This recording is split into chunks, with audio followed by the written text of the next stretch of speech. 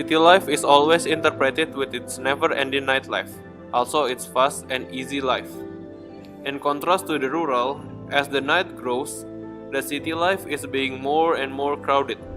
The malls are always packed every night due to the mall has become part of the city culture where the citizens relieve their stress during the day. Shopping has become an alternative chosen by the citizen as their activity.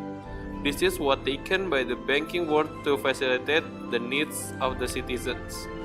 The presence of banking with its ATM and other means of transaction spread across the city increasingly and accelerate the movement of money in the city.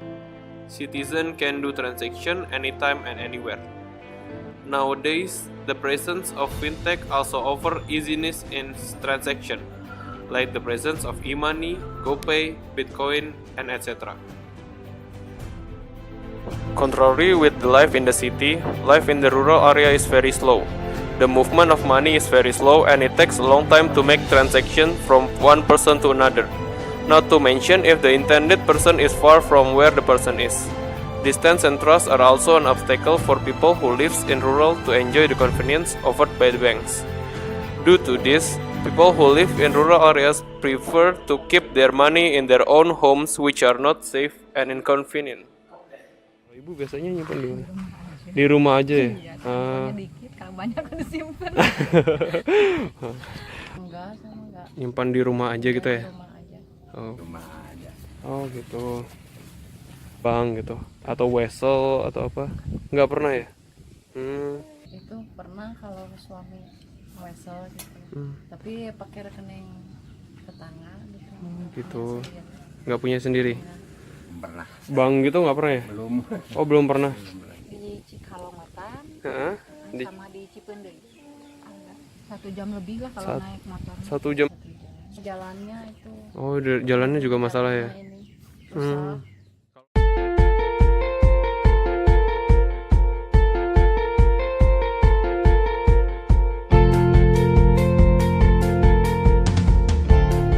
According to World Bank, 2 billion adults don't have access to basic bank accounts.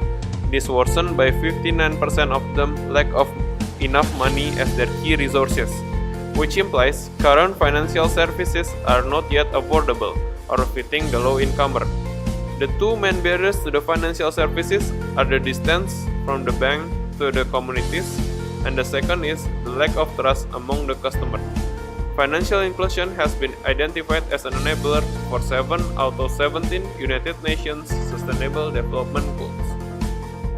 Based on Nielsen online research in 2017, 3.7 out of 7.5 billion people in the world has no connection to the internet, which means more than half of us don't even have access to the internet. Well, sadly, those population connected with the internet are dominated by Western Europe and Northern America, which shows inequalities of internet penetration with the rest of the world, in need of other solution rather than internet itself to solve financial inclusion problem, especially in rural areas. KiTO developed to solve those problems, bringing the business concept of branchless bank. KiTO does not need offline offices in order to run its business, with the benefits of reaching people in rural areas. Using the simple technology of USSD, unstructured supplementary service data makes KiTO user-friendly even for people who live in rural area with no internet access.